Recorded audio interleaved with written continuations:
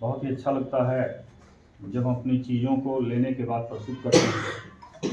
गुप्ता जी ने बड़े अच्छे तरीके से पहले दिन से और अंतिम दिन तक का समेकन किया।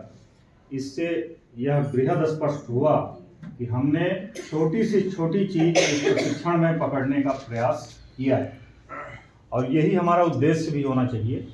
जो प्रशिक्षण राज्य शिक्षा केंद्र की मंशा थी कि वहाँ से आते आते हम 50% तक पहुँचेंगे, लेकिन इस प्रशिक्षण में ऐसा लग रहा है कि जो हमें वहाँ से 100% मिला, आप भी 100% ही लेकर जाएं।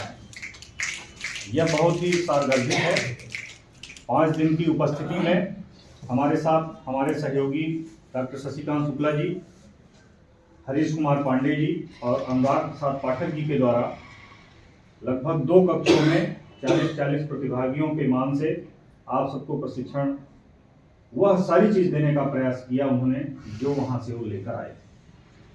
इसी आशा और उम्मीद के साथ कि आप यहाँ से जाएंगे और जाने के बाद अपनी शिक्षण शैली में हमें बदलाव करना होगा। जो प्रक्रिया आज हम अनवरत रूप से चलते आ रहे हैं 1986 की शिक्षा नीति के बाद, तो उम्मीद यही है कि 2020 की नई शिक्षा नीति जो हमें प्राप्त हुई है और जो तकनीक सक्रियता की हमें दी गई है, हमने यहाँ पर 2 चीज़ें सीखी, एनईपी 2020 और चाइल्ड पेडागॉजी, सामान्य शिक्षण शास्त्र। सामान्य शिक्षण शास्त्र की जो तकनीक हमें दी गई वह टोटली सक्रियता पर आधारित थी। सक्रियता, दिए गए दिशा निर्देशों को फॉलो करना, ये सक्रियता होती है। तो उसी से संबंधित जो 8 टेक्निक के बारे में हमको बताया गया, आप सब ने बड़ा अच्छे तरीके से उसका प्रदर्शन भी किया। समूह वर्क हुए, चार्ट पेपर दीवारों पर दिखा हुआ, ऐसा लग रहा है कि आपने मेहनत भी अपने हिसाब से बहुत अच्छा की है।